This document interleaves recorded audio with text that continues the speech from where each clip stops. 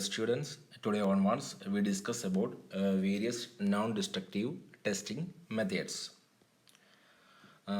Textbooks and reference books. These are the textbooks used for this subject. The important textbook is Baldev Raj, Practical Non-Destructive Testing. Also, Non-Destructive Testing and Materials by Dr. B. Jayakumar. This is a more simple textbook, but this is textbook is much more application oriented. Also, by Airwak Publications and Ravi Prakash textbooks. Again, then coming to the module 1. Let's see what's in the syllabus.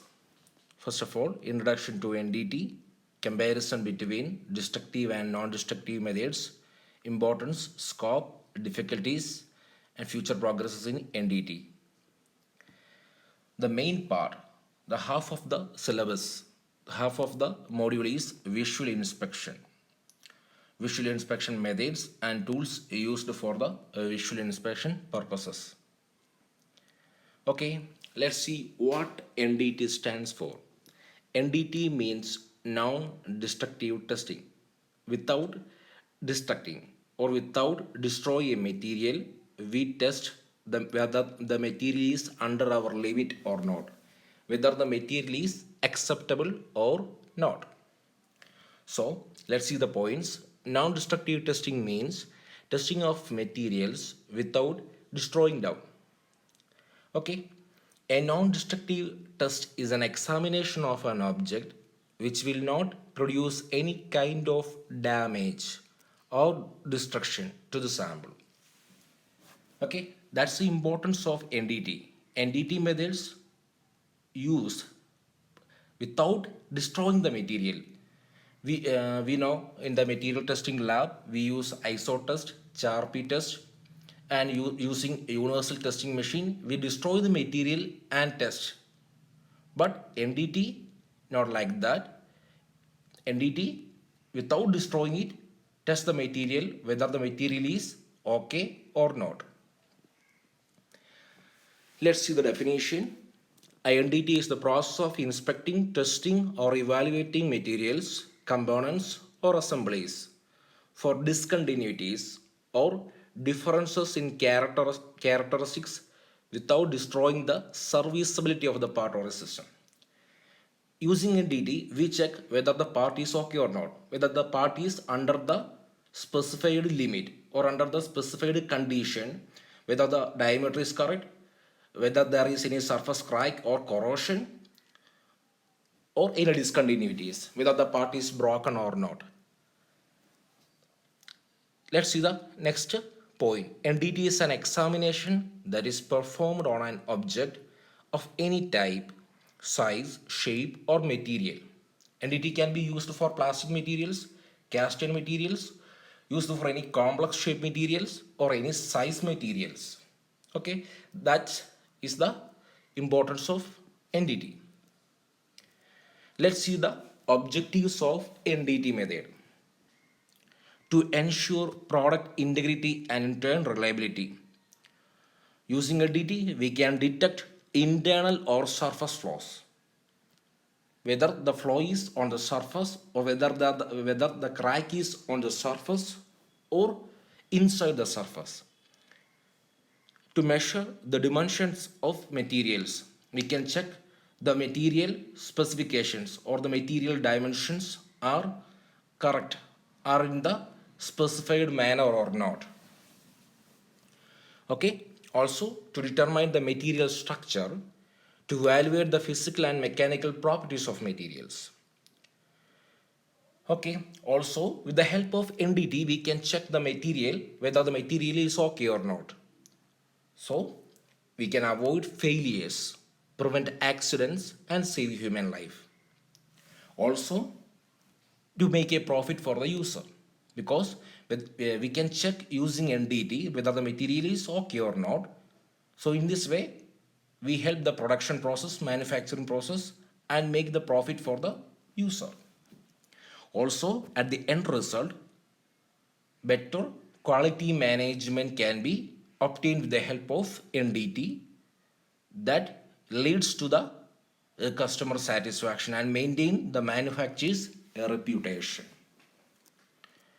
Then, to aid in better product design, to control manufacturing process, to lower manufacturing costs, to maintain uniform quality level, to ensure operational readiness. The ultimate of the NDT technology is the quality control process. Using NDT or NDT section is under the quality check areas. Whether our product is okay or not, whether we need to rework the product or whether we need to reject the product. This decision will depends upon the NDT method. The major task of NDT is to detect and identify the range of defects. Whether the defect is small or surface defects or under surface defects or large defects or any porosity or small like cracks. So the range of the defect and the what type of defect can be detected by the NDT methods. Here, this second sentence shows some type of defects like heat treatment cracks, grinding cracks, inclusions. Inclusions means foreign materials included in the casting process or any voids, fatigue cracks, etc. Then uses of NDT. Flaw detection and evaluation. We can check whether the material contains any flaws, leak detection, location measurement, dimensional measurements, structural and microstructure characterization. Also, NDT method is used in these areas: automobile sector, aerospace sector, pipeline industries, pressure vessels, power plants. So the applications of NDT. We know non-destructive testing. Without destructing the material, we can test whether the material is okay or not. So the application is in industrial, medical, and the different areas we use these NDT methods.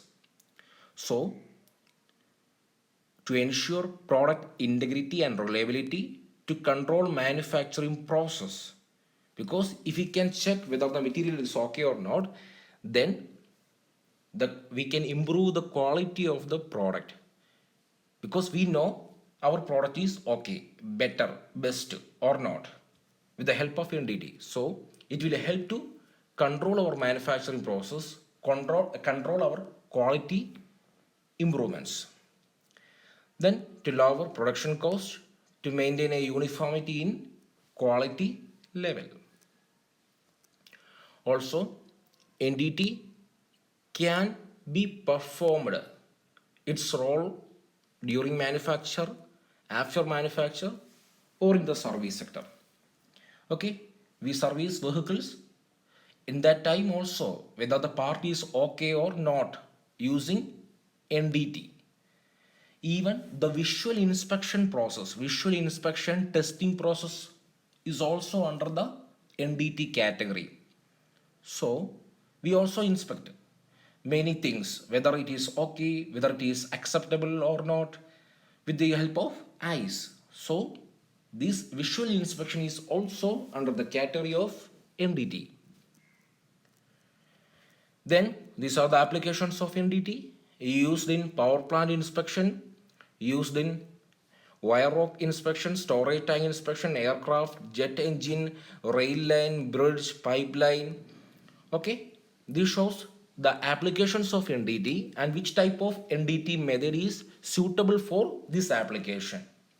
Here for the heat exchanger tubes, eddy current type. We will discuss in future different types of NDT methods.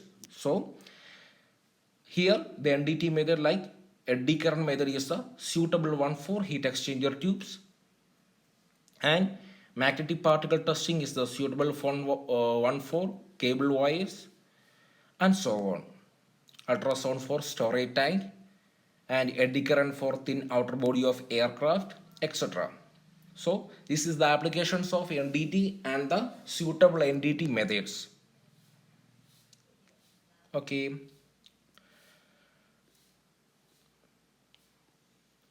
let's see the advantages.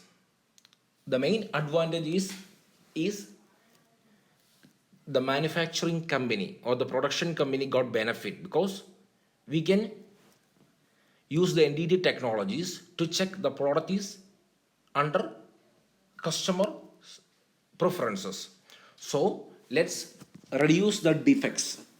Let's improve the quality of our the system. So let's see the advantages. The equipments are easy to handle. Defects can be detected without damaging the components. Methods are quick and accurate. Save time in product evaluation. Surface defects and inside defects can be easily evaluated. Improves the quality of production. Portable mode of inspection because almost many NDT methods are portable. So we can use NDT inspections in not in the manufacturing areas, in the field work also. Importance of NDT. It increases the safety and the reliability of the product during operation, and also it decreases the cost of the product. It's very important point. It decreases the cost of the product by reducing scrap because using NDT we can check the product is good or not. So for a good inspection system we need NDT techniques. With the help of NDT we can reduce the scrap, the waste from the company or from the manufacturing section or production section or whatever it is. So also applied directly to the product. We can apply NDT techniques directly to the product. Tested parts are not damaged. We discussed already. Various tests can be performed on the same specimen. That's a very important because we cannot destroy the same specimen, because if we use a decurrent testing or liquid penetrant testing for the same material, our difficulties: lack of skilled operators, radiation hazards. If you use some radiation oriented or radiation related NDT methods, then it will be radiation, it will cause radiation hazards. Then power source requirement, high cost of equipment, surface must be clean and smooth, demagnetization may be needed. Then we will move on a material testing. There are two ways to test whether our material or whether our specimen is acceptable or not, or whether our specimen is good or not. First one is destructive, next one is non-destructive methods. So let's see destructive testing methods. In destructive testing methods, the component or specimen to be tested is destroyed and cannot be reused. You know, for example, in Charpy method, in ISOD or Bernal harness or Rockwell harness testing machine, on the universal testing machine, we just break the specimen and test its harness, its impact strength, etc. So we cannot use the specimen for any other test. It cannot be reused. After being destructively tested, the component or specimen either breaks or remains no longer useful for future purpose. That's the main drawback of the destructive testing method. Okay, destructive testing methods includes where the component or specimen is broken down in order to determine physical and mechanical properties such as strength, toughness, ductility, hardness, impact strength, etc.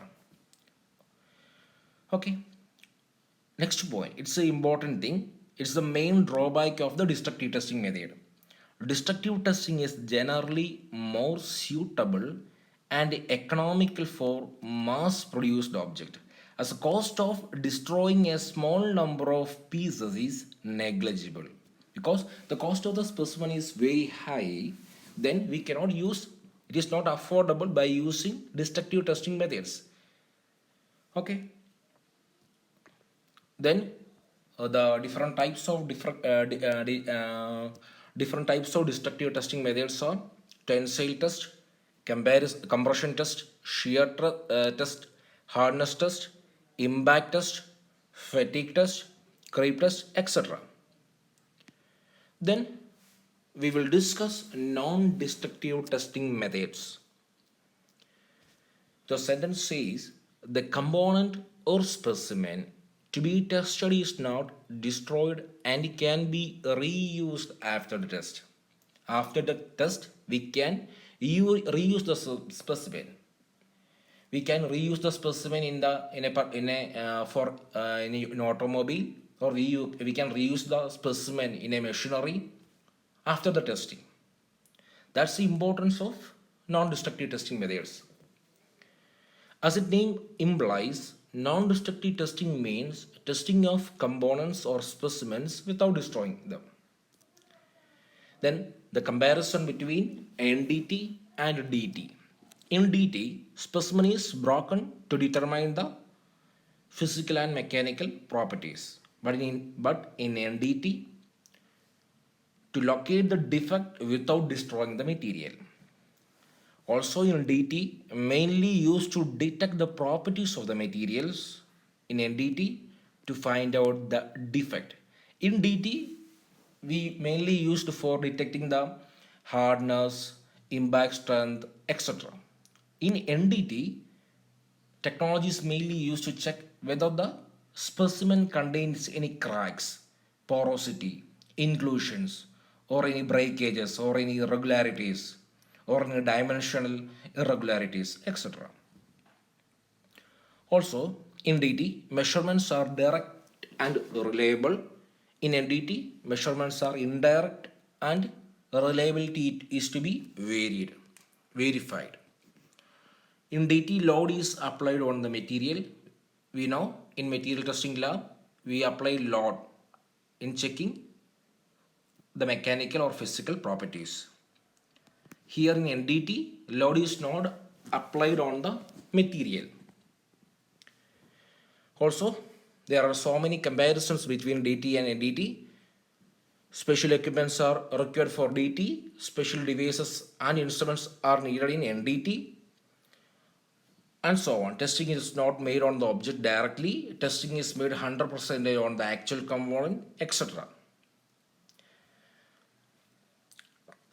It is very costly for the preparation of test specimen. In NDT, little or no specimen preparation is required. Time and manpower requirements are very high in DT. NDT methods are rapid and require few man hours, and so on. Then examples DT and NDT. In DT, we use tensile test, compression test, shear test, hardness test, etc. In NDT, visual inspection test, liquid penetrant test, magnetic particle testing, thermography, eddy current testing, ultrasonic testing, acoustic emission testing, radiographic testing.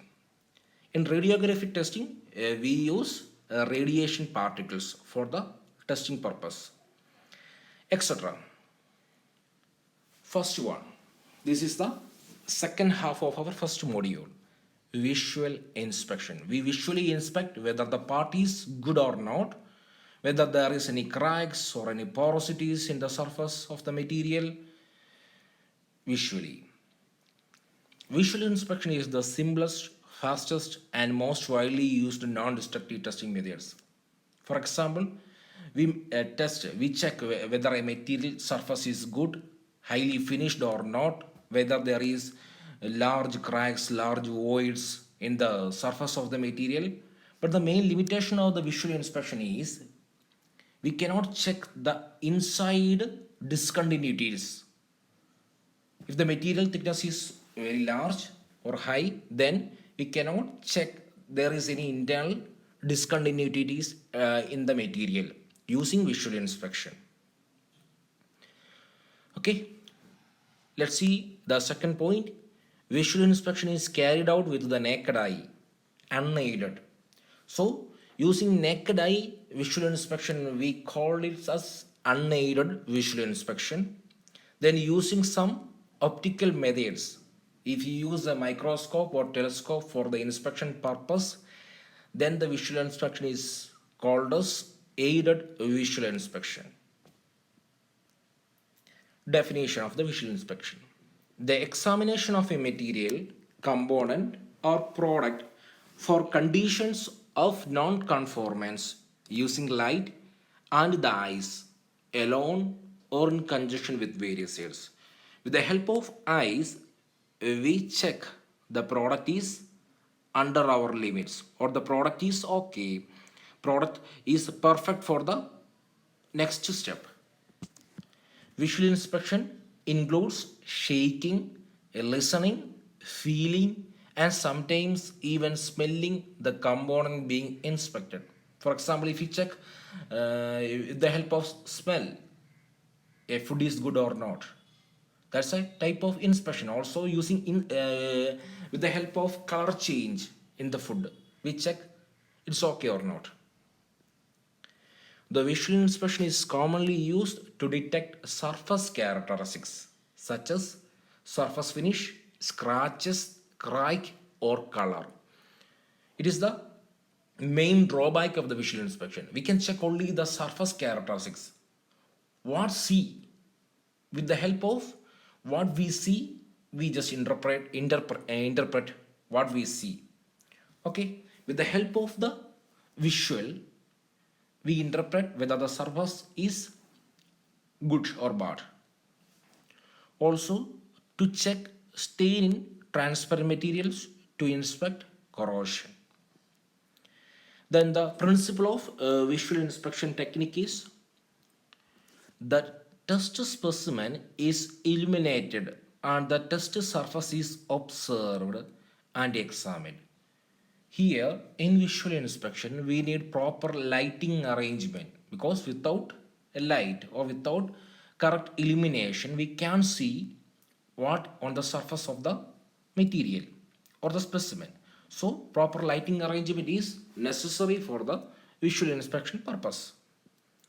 Wherever required, the optical aids, if we can see using naked eye, then we use mirrors, magnifying glass, microscopes, video cameras, etc. for surface inspection purposes. Advantages: we know simple and easy to use. It's relatively inexpensive and testing speed is high. Testing can be performed on components which are in service. If we consider an automobile which is in the working condition, then we can here we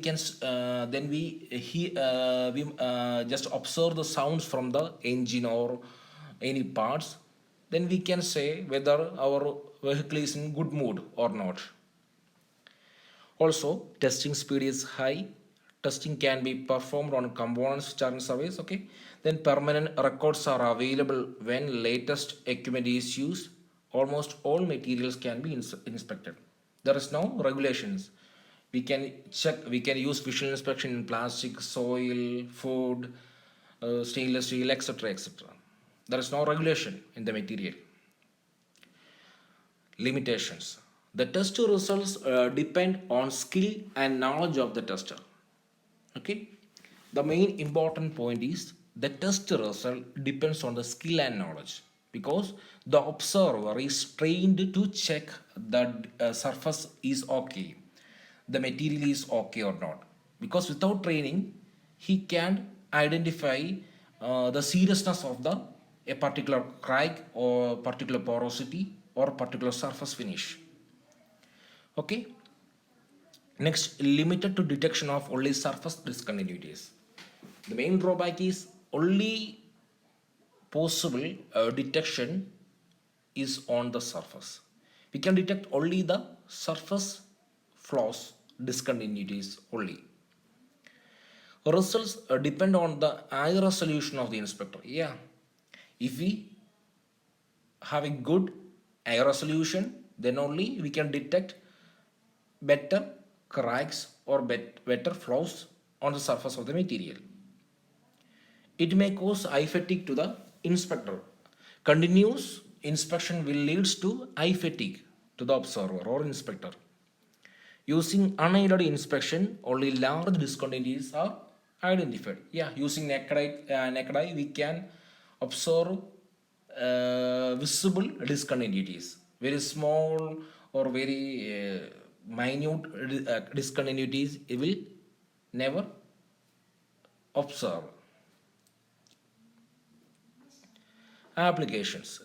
Checking of the surface condition of the component, also checking of the shape of the component. Yeah, it's a great thing because we can check the shape whether the product is circular.